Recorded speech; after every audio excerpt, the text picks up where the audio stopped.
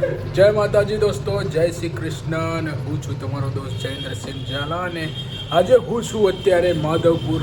અને મિત્રો અમે છીએ અત્યારે માધવપુર ને માધવપુરની ગલીઓથી નીકળીને અમે જવાના છીએ બીચ ઉપર. તો મિત્રો રાત્રે અમે જ્યારે બેઠા હતા ને તો અહીં સુધી પાણી હતું અને અત્યારે હાલ નથી, કેમ કે કાલે અમાસ હતી ને ભરતીના લીધે પાણીની દરિયાની સપાટી ઊંચે આવે ને અત્યારે મોજા અહીંયા સુધી ઉછળતા હતા.